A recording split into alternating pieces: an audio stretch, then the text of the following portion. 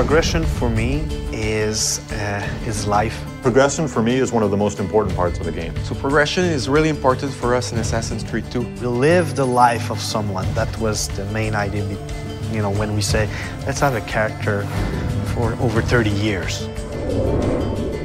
We really want the player to feel the same emotion that the character has throughout his quest to avenge his family. Father! Grab the boy! I'll kill you for what you've done! Our game begins in 1476 and it ends in 1503. So it's a considerable span of years for a video game. It's the height of the Italian Renaissance. This is when the most beautiful paintings, the greatest sculptures, the most wonderful architecture are all being built and created. And at the same time, it's a period of political intrigue and drama and violence as well. What do you want, Vieri? So many things. A prettier bride.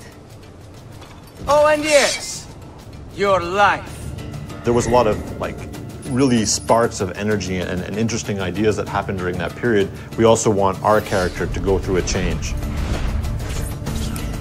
I think the mission structure is completely compatible to the time span that we want to cover, in the sense that it allows us to have some flexibility and really focus on the most poignant events that happen in history and in Ezio's life throughout his progression. Throughout the game, he's going to encounter people. I was hoping you could help me with something. He will have friends that will teach him abilities. He will be taught fighting by his uncle. He will learn a few skills from the different groups of different factions in the crowd. I'm going to teach you how to survive. He'll also learn by himself a few tricks.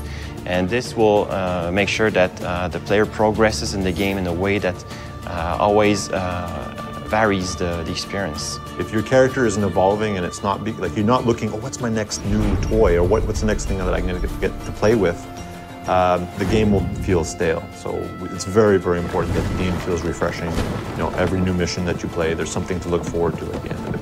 The more and more the game progresses, the more and more anger he has, and the more he has to let out that anger.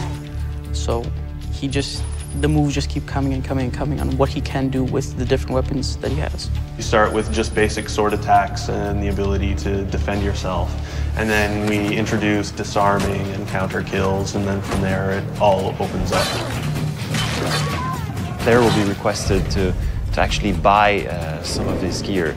For example, we have the armors, which will give him more health points, hit points in general. He starts with various sets of armor, first one being just leather armor, and then it moves throughout more metal armor, provides him more protection.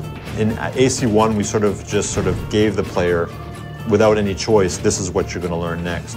Whereas in AC2, the player has much more choice. Since such a large part of Ezio's story is him, you know, answering the question, who am I and what am I doing here and what's my purpose?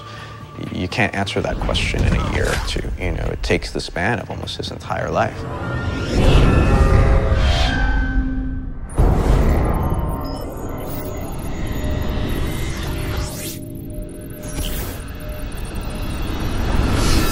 Somewhere on a rooftop, there's a hero in a hood.